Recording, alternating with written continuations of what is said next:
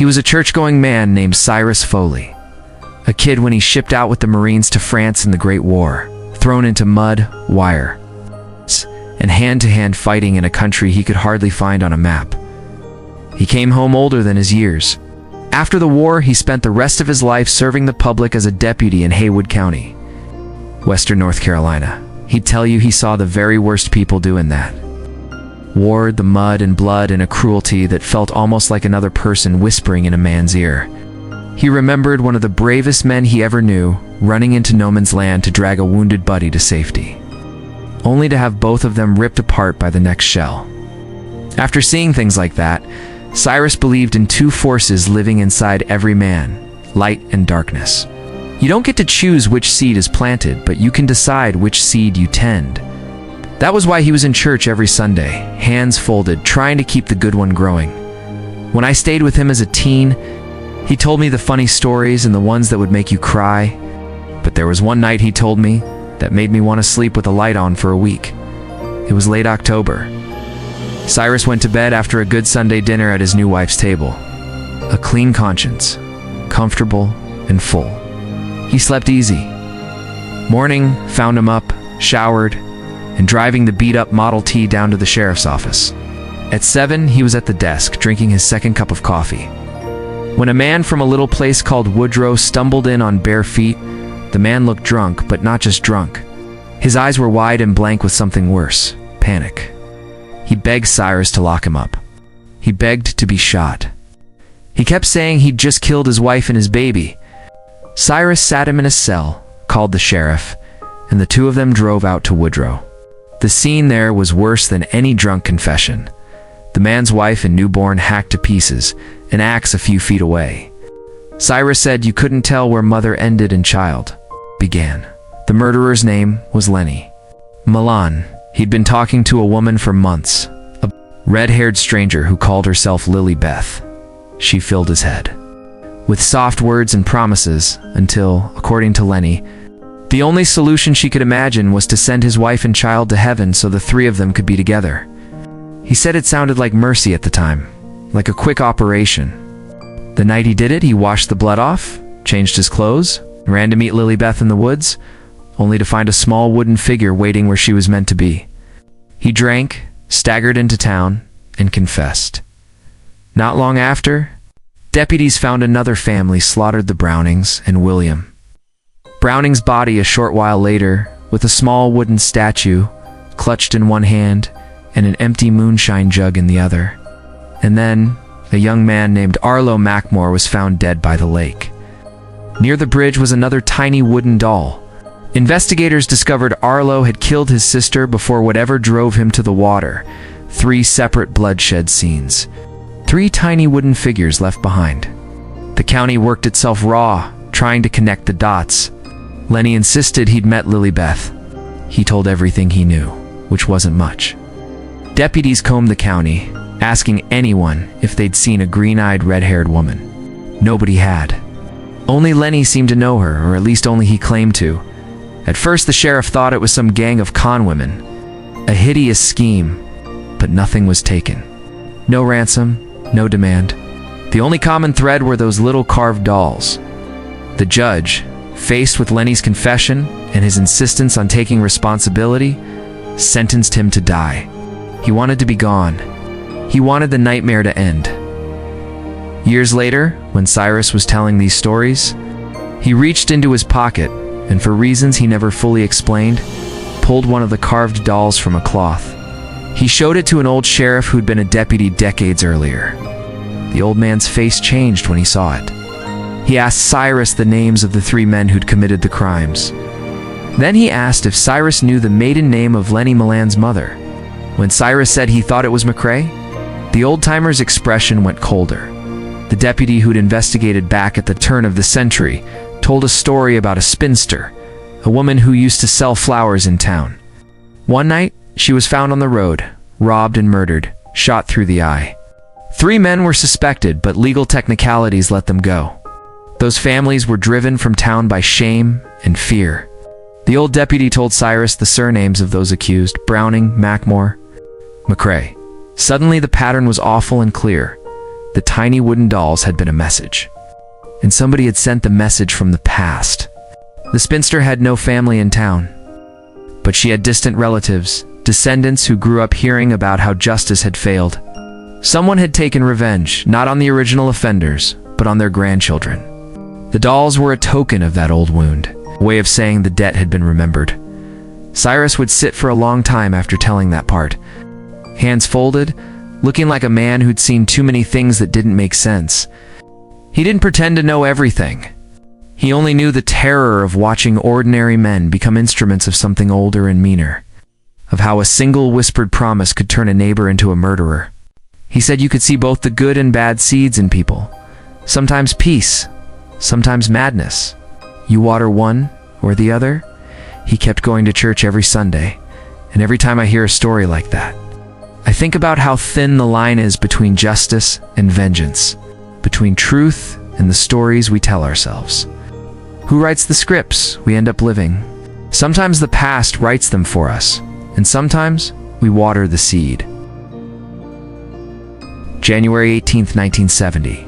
Two freshmen from West Virginia University, Merritt Mahler and Karen Farrell, caught a showing of the musical Oliver. In downtown Morgantown, during intermission, the girls bumped into friends Pet Burns and her boyfriend, Clarence Lewis.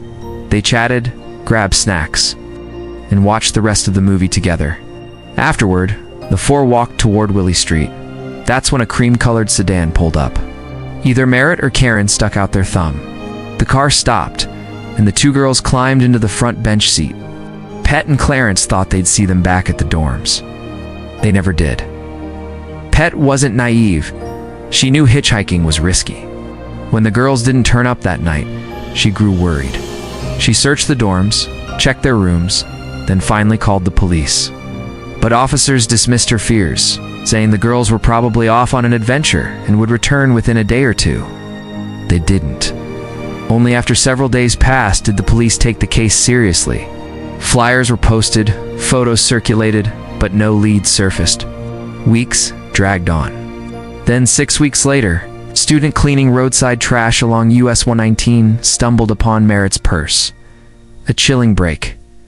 Soon after, police received anonymous letters postmarked from Maryland. The writer signing only with a crude triangle claimed to know where the bodies were. The first letter gave specific directions south of Morgantown. Another followed, insisting the police look harder. Warning: the animals are now on the move. Authorities searched the area, finding personal belongings, sunglasses. IDs persist scattered deliberately, almost as if meant to confuse them. Then, on April 16, 1970, the grim discovery came. Merritt and Karen's bodies were found in the woods, just 11 miles from Morgantown. Both had been decapitated. Their remains were stacked one atop the other and covered with rocks, eerily resembling makeshift tombstones. Their heads and the necklaces they'd been wearing were missing. More triangle letters arrived, giving supposed directions to the missing heads. One even claimed the heads were buried near an old mine. But when investigators traced the letters, laid not to the killer, but to members of a fringe religious group, Psychic Science Church. The leader claimed spirits gave him the information. The letters were nothing more than a cruel hoax. Years passed. Then, in 1976, Eugene Clausen, serving time in New Jersey, confessed. He even wrote a 35-page statement and passed a polygraph. But his details were wrong, he said. The girls were in the back seat, not the front. He said he laid the bodies side by side, which wasn't true. Medical experts also determined he suffered from Klinefelter syndrome, making some of his claims physically impossible. Still, Clausen was convicted, then appealed, then retried, then convicted again. He died in prison in 2009, still claiming innocence. If not Clausen, then who? Some point to William Bernard Hacker, linked to multiple unsolved decapitations from the 1920s to the 1960s. His crimes eerily matched the Morgantown murders, beheadings, bodies hidden beneath rocks. When he was imprisoned in 1970, the string of similar killings suddenly stopped. Others suspect John Brennan Crutchley, later convicted of kidnapping and draining the blood of a young woman, At the time of the murders, he had family ties to land near where the girls were found.